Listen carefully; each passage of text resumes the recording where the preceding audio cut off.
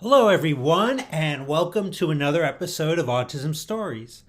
I'm your host, Doug Bletcher, the founder of Autism Personal Coach. Autistic people are the true experts of the autistic experience, and Autism Stories is where we interview autistic people to learn from their stories, experiences, and get their insights. If you'd like to be notified about each week's episode of Autism Stories, we suggest you subscribe on your favorite podcast listening platform.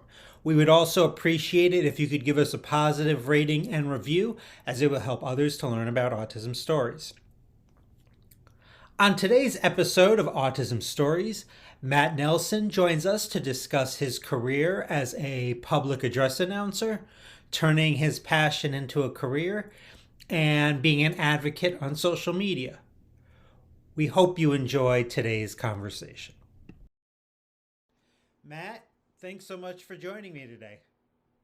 Yeah, Doug, thanks so much for having me. Absolutely. And I wanted to start our conversation by just learning about your story and where does your story in the autistic community begin? So, the story that I was told by a relative who passed away last year was that I was diagnosed as an autistic individual at the age of 5. And when my mother and I came home from the doctor and she broke the news to my father, his response to her was, "I don't want to deal with this." And it really caught my ears knowing that my parents were married for such a long time, and yet my father really didn't want to have any involvement or too much involvement in taking care of a child who had just been diagnosed with something, and yet he's not really going to do anything about it. He's going to treat me however he feels. I was not informed that I was autistic until I was at 4 year college.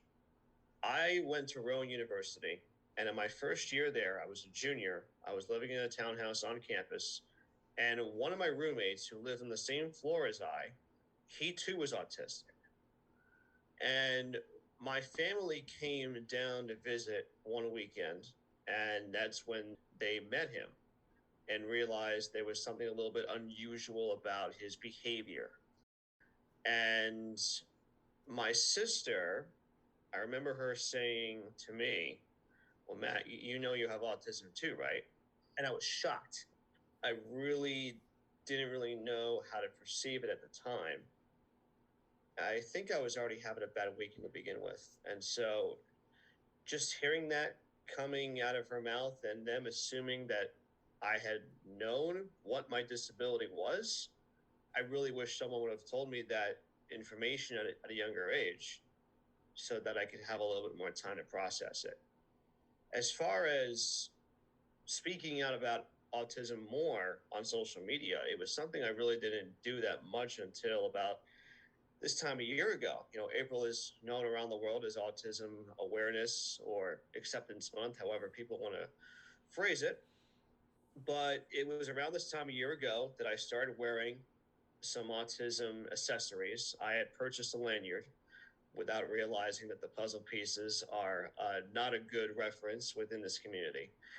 And I think there were some people that took notice in person, seeing what I was wearing.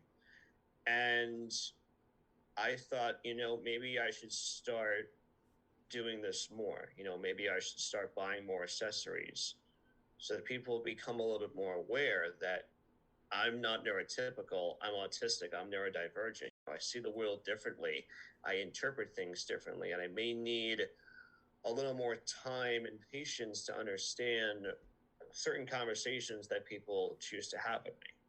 I think the fact that I've opened up about it and have been a little bit more active within the autistic community, especially on social media, is a great benefit to have.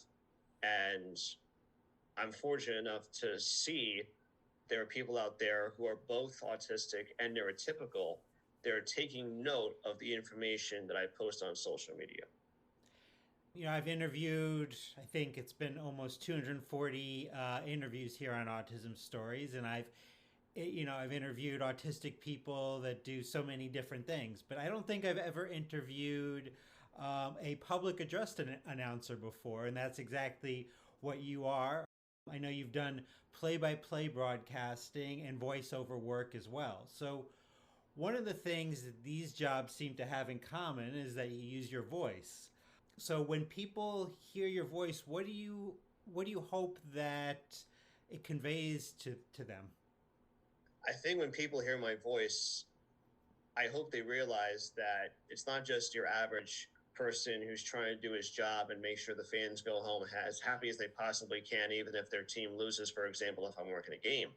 I hope that it's the type of voice that actually grabs their attention.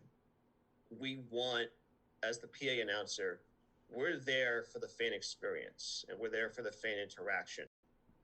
And so I think if I can gain the attention of a fan, whether it's a parent, a sibling, if an athlete's boyfriend or girlfriend is in attendance and they want them to do really well, like hit a game-winning home run or the game-winning three-point shot at the buzzer, that they see just not how well they're performing, but when something like that happens, you have someone that's really on the mic trying to really turn up the energy and increase the vibes in whatever venue I'm working in.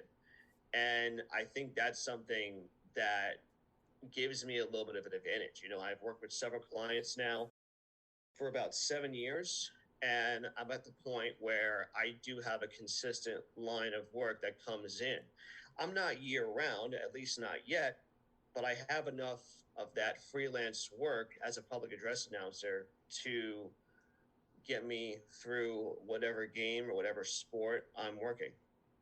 Well, that's cool to hear because I wondered about that. Can you make that into like something like full time that kind of like make sure you could pay your bills and things like that? Unless your name is Alan Roach and you have worked so many Olympic Games, so many Super Bowls, and you're also the voice of the Minnesota Vikings, Colorado Avalanche. I'm forgetting one other team he also works with in Colorado, but as a public address announcer, mainly no. These are side gigs, these are hustle types of jobs, but it's definitely the types of jobs that you want to go after if you're passionate and it's something that definitely gets you in the mood. As far as play by play broadcasting, it's something that you definitely have to work your way up to as far as making sure that it is a full time commitment, it pays the bills, and you're doing it year round. The same goes for voiceover, where you really have to grind day in and day out, especially since voiceover actors are business owners, they're entrepreneurs. So they're running a business and they make a living of marketing themselves and providing their voice to whatever type of project needs their voice. So for PA announcing, to answer your question, no, unless you are very, very lucky.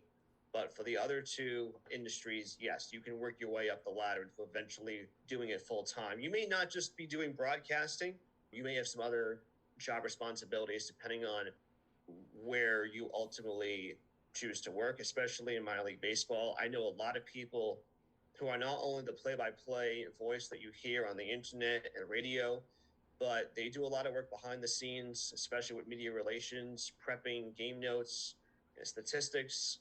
Some of them do sales or other types of responsibilities in the off season. So it really all depends on what avenue you choose to use your voice for that will eventually put you into the category of full-time employment. Now, I read you have had a passion for sports ever since you were a child. I definitely can relate to that. And now you've turned that into your profession. What would be your advice to other autistic people wanting to turn the things they love, no matter what it is, into a job or a career? I think you really got to find what makes you happy, something that you're passionate about, and don't give up. Keep going. Don't stop, because I know some people in this industry, especially in sports, where there's really no routine when it comes to working in sports, especially if you're full time, no matter what you're doing. You're never going to have a 9 to 5 job in sports. And I've seen people leave the industry because it's a lot of wear and tear. It takes a lot out of you, especially from a mental standpoint. And there are some people who I know that, have been in the industry a long time and they continuously work, those 12 to 14 or even 16-hour days. I would say if you're passionate about it, find the thing that makes you happy and just keep going. Don't stop. You will eventually run into obstacles along the way. I've run into a bunch of obstacles myself, especially when I was trying to break into broadcasting coming out of college. I realized that broadcasting was not necessarily for me because I got to a certain age where I wasn't at a certain point in my career that I wanted to be in.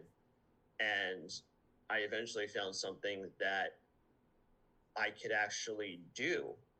And I remember telling one of my former friends, like, I think I found something in sports that I'm really passionate about. I think this is something I can do in the long term. And so I'm glad I found not only public address announcing, but so many clients over the years, even if it's one offs, that provide me with the amount of work I need to get me going and to allow me to find that drive that allows me to push myself even further and further, even if it's for something I've never done before. I'll give an example. A couple of weeks ago, one of my colleagues who I've worked with at a couple of different places, he asked me to be the MC for his friend's surprise 65th birthday party.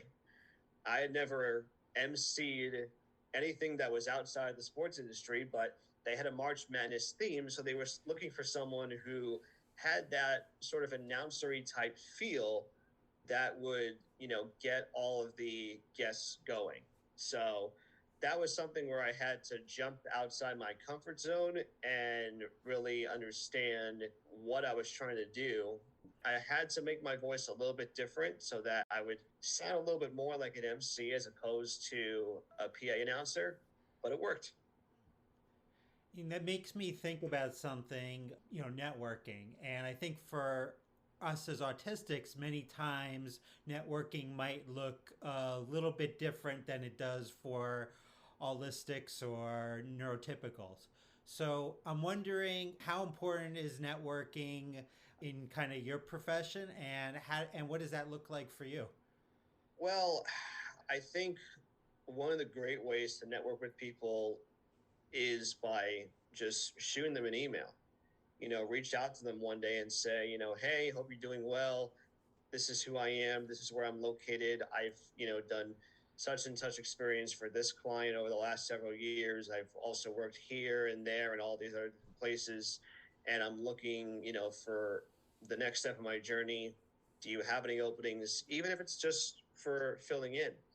And sometimes, and I've run into this instance early on in my career where I meet people at certain gigs, and several years later, I'm working with them as a client. So, one of my clients nowadays is Stevens Institute of Technology. The person who's in charge of their sports information is someone I met early on in my path in public address announcing because he's also the primary PA voice for the basketball teams at St. Peter's University. Well, I was actually doing the PA that day, and he was filling in on live stats. And here we are many years later. He's one of my clients now at the school where he's in charge of sports information. So there's a lot of different ways of networking. But I think once you eventually find a way to garner someone's attention, even if you feel scared to do it at first, it's definitely going to take some leaps and bounds before you get your foot into that proper door and eventually land whatever gig you're trying to find. Now, I think in terms of employment, one of the most important things we can learn is what actually doesn't work for us. And I read that you learned that your talents, weren't suited for play-by-play announcing. So what was it about play-by-play that didn't work for you? Wow. I think, like I said earlier, it's the fact that I wasn't at a certain point in my broadcasting career that I wanted to be in. And I think the more I was doing PA, the more comfortable I was getting with it. And the more I realized that broadcasting was not going to be meant for me in the long haul. I initially went to college thinking, I want to be the next big time guy that you see on TV or hear on a local radio station as the voice for a major sports team. But it just never panned out that way. I think there were some hurdles that I had to go through early on in my play by play career that made me realize that I wasn't going to be cut out for it. I thought my voice was decent enough to at least, have some work here and there. But ultimately, I think because of the amount of time and preparation that play by play guys need to prepare for games, when you're trying to create those charts, whether you're typing it out on a laptop or literally handwriting it down on a folder or whatnot, it takes several hours to find the storylines behind these games that you want to use for your broadcast. I think there are some people out there who are cut out for it, but not everyone's going to be. And so I ultimately realized that when I was hired by the Harlem Globetrotters to be their PA announcer, I had to understand that I had to combine both my talents in announcing and broadcasting to make this gig work, which I did for a couple of years.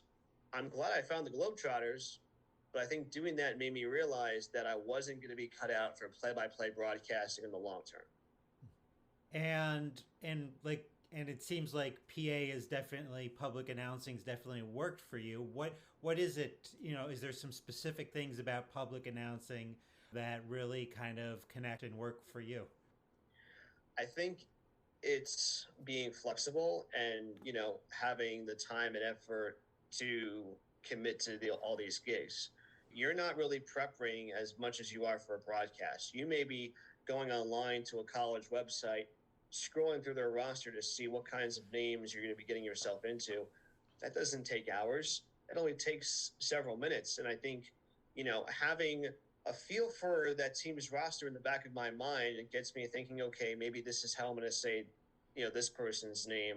But if there's like a really tricky name that it's like, I'm going to have to ask the coach or the player directly because they know more than I do.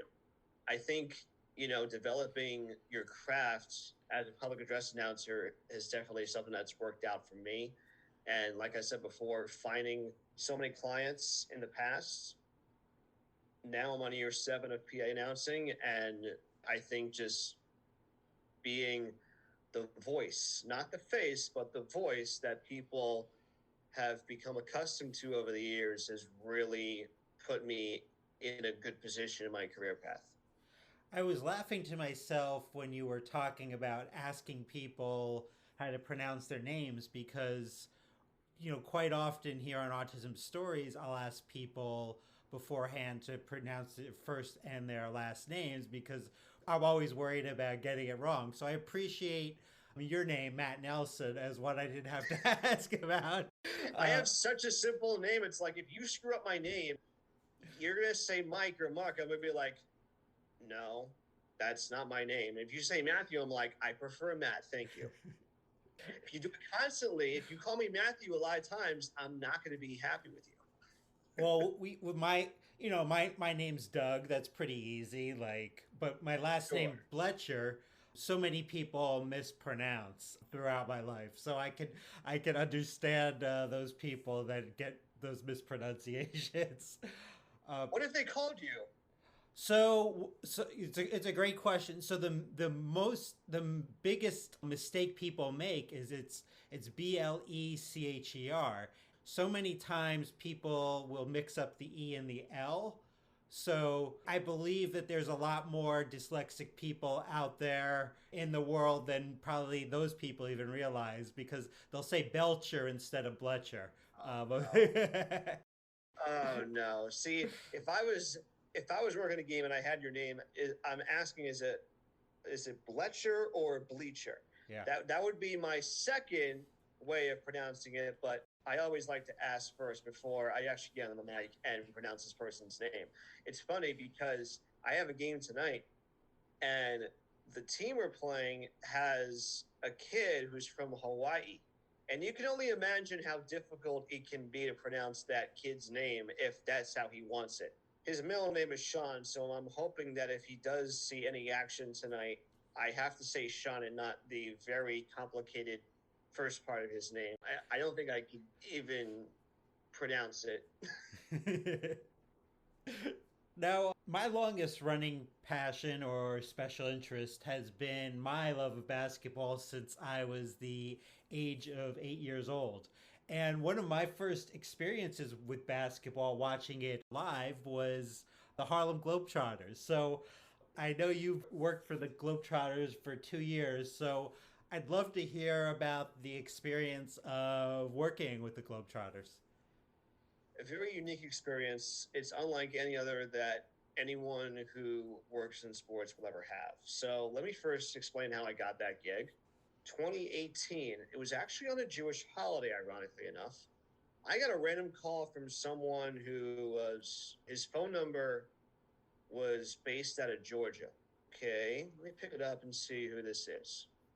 The guy introduces himself and he says, "We found your stuff online and we have an opening here with the Globetrotters. We'd like to know if you're interested in becoming one of our announcers." And the first question I had for him was, "How did you find me?" He said, "YouTube." I'm like, "Oh, that explains why." So I had to really think long and hard about, whether or not I wanted to take on an opportunity that would literally have me as a traveling public address announcer. I did have to give up a number of things, my day job, which I'm back at nowadays. I had a girlfriend at the time. She really, let's just say she wasn't meant for me in the long haul.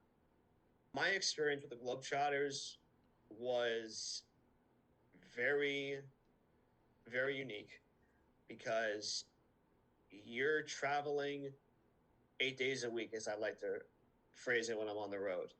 You're going to places that have different types of logistics, different types of gymnasiums. One day I could be at a high school. The next night we're at a small Division 3 or Division 2 school.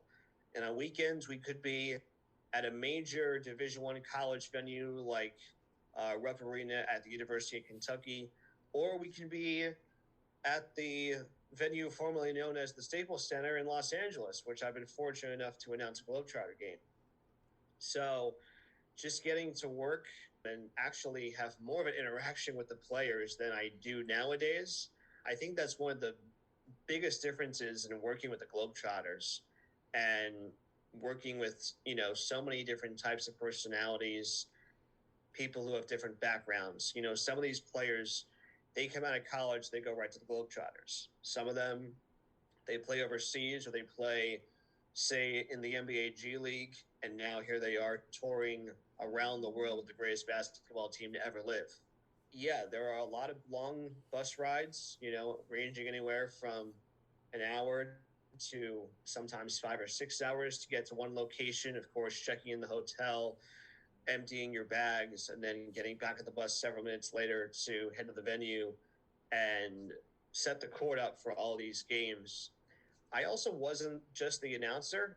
I had to take on, different roles within the team to ensure that we had a well-oiled machine.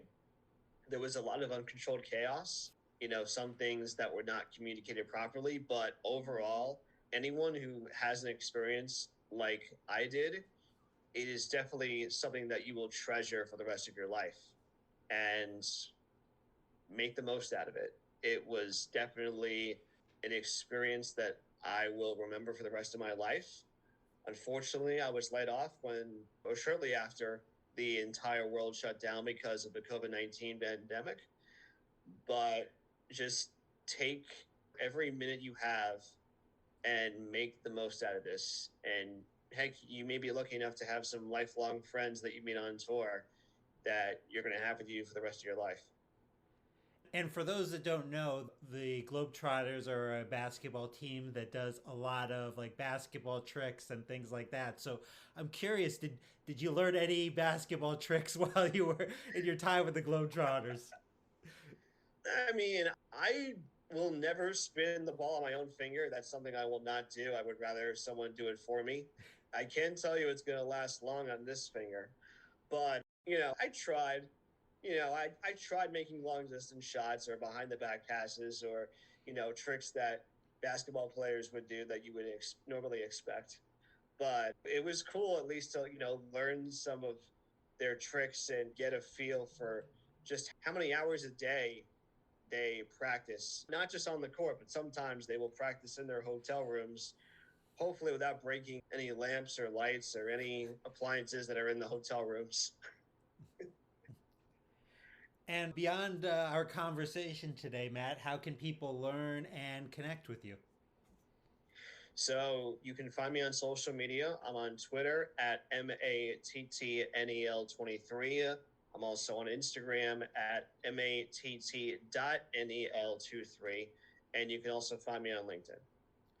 Well, Matt, I really loved the conversation. I loved talking about the Globetrotters. I didn't think I'd ever be talking about the Globetrotters here on Autism Stories, but as I always say, us as autistic people, we're everywhere doing everything. Just like neurotypicals. And remember, we're human too, just like them. Thanks so much to Matt for the conversation. To learn more about Matt, please check out the link in the podcast description for this episode. At Autism Personal Coach, we provide customized coaching for autistics to help improve the quality of our lives. All of our coaches are either autistic or are autistic selected for their commitment to trauma-informed and neurodiversity affirming strategies. They deeply understand burnout, sensory needs, executive functioning, and the importance of our special interests. If you're interested in learning more about our coaching, please visit autismpersonalcoach.com for more information. I hope you enjoyed this episode of Autism Stories, and if you did, if you could tell a friend, foe, or anyone you know about it so they could have the same enjoyable and educational experience as you when listening to Autism Stories, it would be very much appreciated. Until next time, I'm Doug Bletcher of Autism Personal Coach. Talk to you then.